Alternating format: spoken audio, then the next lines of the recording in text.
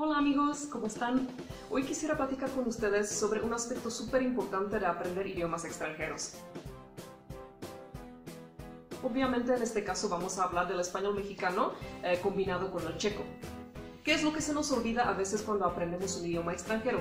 Se nos olvida que un idioma nunca es simplemente la suma de las palabras, de la gramática y de la pronunciación.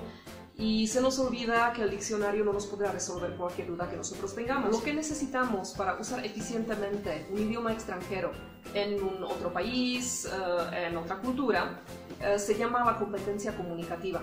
Esto significa que tenemos que entender el idioma que estamos aprendiendo en su contexto social, en su contexto cultural. Entonces, por ejemplo, yo puedo tener un excelente conocimiento de los subjuntivos, de las oraciones complejas, de los condicionales, de los verbos irregulares, todas esas cosas horribles que nos puede preparar un idioma extranjero. Pero si yo no sé cómo relacionarme con la gente a través del lenguaje, para que no me identifiquen inmediatamente que no soy de allí, para que no se ofendan incluso, para eso necesito saber exactamente cómo es la cuestión lingüística enmarcada en su debida cultura. Y vamos a empezar con algo que podría parecer súper obvio, pero no lo es, y es el uso de tú y usted. En checo las cosas son muy fáciles. Si veo a cierta persona por primera vez en mi vida, es muy poco probable que le diga tú, al menos que sea una persona mucho menor que yo en cuanto a la edad. Es decir, si me tocó en la calle con un muchachito de 10 años y yo tengo, por ejemplo, 30 años, 50 años, pues sin ningún problema lo puedo tratar de tú. Pero, por ejemplo, si me encuentro con una persona que es parecida en cuanto a la edad, entonces ahí ya depende, y creo que al inicio todos tendemos a tratarnos de usted primero, y cuando ya se genera un poquito de conocimiento mutuo y un poquito de confianza, es cuando empezamos a emplear el tú. Pero para nosotros los checos también ahí hay reglas, ¿verdad? Porque para pasar del trato de usted al trato de tú, tenemos que hacer un pequeño ritual. A veces se estrechan la mano y se vuelven a presentar, pero ahora sí con los nombres de pila. Entonces la otra persona anteriormente me había conocido como, por ejemplo, la señora Errosova, y ahora me va a conocer también en mi faceta, que es mi nombre de pila. En cambio, en el español mexicano es una cosa mucho más confusa. No hay un lineamiento claro acerca de quién debe tratar de tú o de usted a quién. Si usted obviamente se considera como más formal y un poquito más distanciado que el tú, que es algo que compartimos con la lengua checa, también es cierto que depende mucho de las personas para decidir si se van a tratar de tú o de usted. Entonces a mí me pasa frecuentemente que me dirijo a alguien como usted, porque así me lo dice mi propia cultura. O sea, prefiero en el primer encuentro, si la persona tiene mayor estatus o si es mayor que yo en cuanto a la edad, prefiero siempre optar primero por el usted, por cualquier cosa. Pero posiblemente mi interlocutor va a considerar que eso no es necesario, entonces desde el primer momento me va a tratar de tú, pero no en un sentido ofensivo, sino porque está generando la confianza desde el inicio, porque está mostrando cierta apertura hacia mí. Fijémonos que hay una gran diferencia respecto a la cultura lingüística checa, porque ahí, si una persona trata a su interlocutor de tú, y si hay diferencia de edad, es decir, la otra persona es mayor o son parecidos en cuanto a la edad, entonces la otra persona lo podría interpretar como falta de respeto.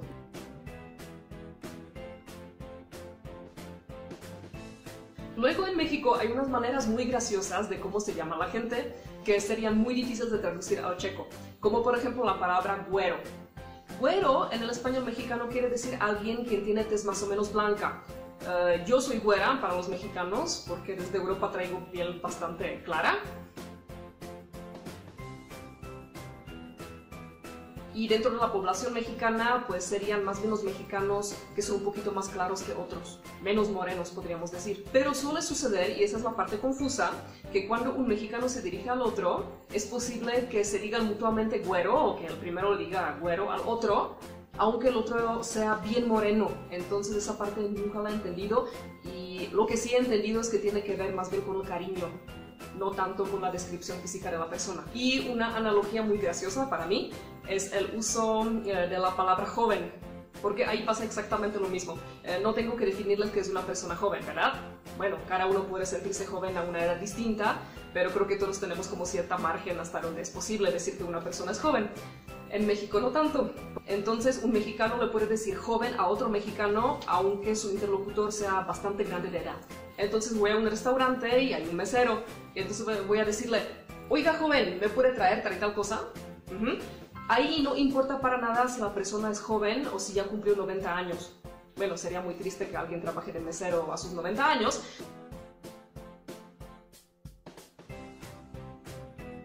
En México la gente es muy, pero muy cortés en el trato interpersonal y en otras cosas también. Obviamente ahí no cuentan situaciones como cuando se reúnen unos amigos, ya sea hombres o mujeres, ya sea jóvenes o más grandes, y empiezan a echar relajo, como se dice en México, es decir, divertirse, y entonces podrán escuchar que la gente se dirige uno al otro con las palabras güey, cabrón, entre muchas otras, que se pueden traducir al checo básicamente como vole.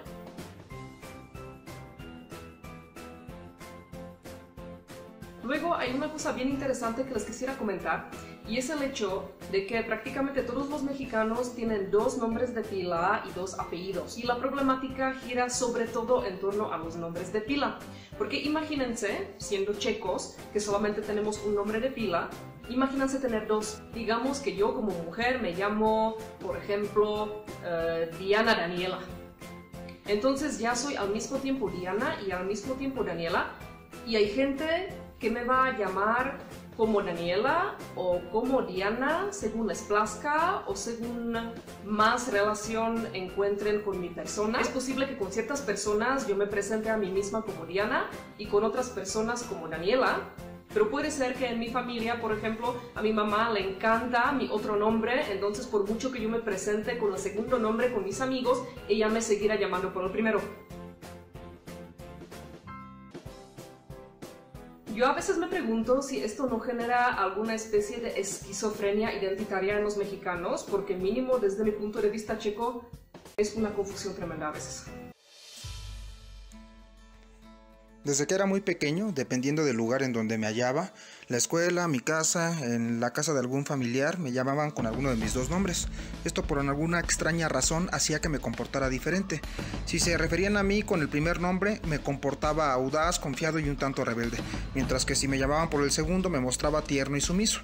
En mi caso pienso que el nombre funciona como la herencia de un linaje, ya que mi segundo nombre ha perdurado por 3 generaciones, mientras que el primero lleva solo 2, contándome a mí.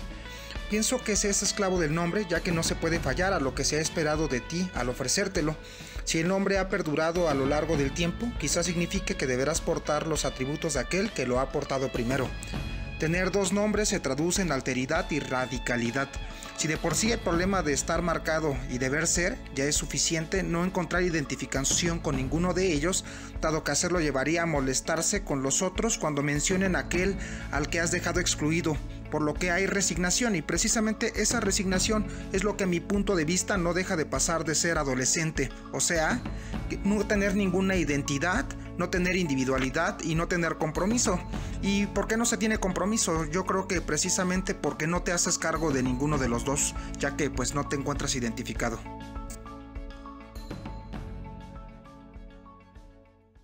Otro fenómeno que es el hecho de que dentro de la familia se llaman por los lazos familiares. Uno, por ejemplo, se dirige a sus primos usando la palabra primo. De la misma manera usarían las palabras tío, tía, sobrino, sobrina. Esto parcialmente coincide con la cultura checa porque también nosotros en determinadas ocasiones usamos los lazos familiares para referirnos uno al otro. Entonces, muy probablemente yo les voy a decir abuela a mi abuela, abuelo a mi abuelo, tío, tía. Pero, por ejemplo, es muy poco habitual que los padres se dirijan a sus hijos diciéndoles hijo e hija. Generalmente usan los nombres propios. Y también es medio gracioso el uso de la palabra tío y tía, porque en Chequia lo que pasa es que como las familias son más reducidas, entonces a veces las familias adoptan a ciertas personas que son amigos muy cercanos, y los niños dentro de la familia, a esos amigos, les empiezan a decir tío o tía, streido, teto, aunque no tengan el lazo sanguíneo necesario. Es como una convención, una manera de mostrarles confianza, amistad, cariño, pero no tiene nada que ver con la familia como tal. Eso en México no se hace. Entonces, como podemos ver, No es que los checos y los mexicanos seamos dos especies distintas, que uno sea del Marte y otro del Venus, no llega a esos extremos, pero yo considero que sí hay que conocer esas diferencias porque uno se integra mejor, se adapta mejor, la gente local ya lo ve un poquito más como parte de su realidad y además es muy divertido a veces pensar en esas diferencias. Así que ojalá y les haya servido esto y nos vemos la próxima. Hasta luego.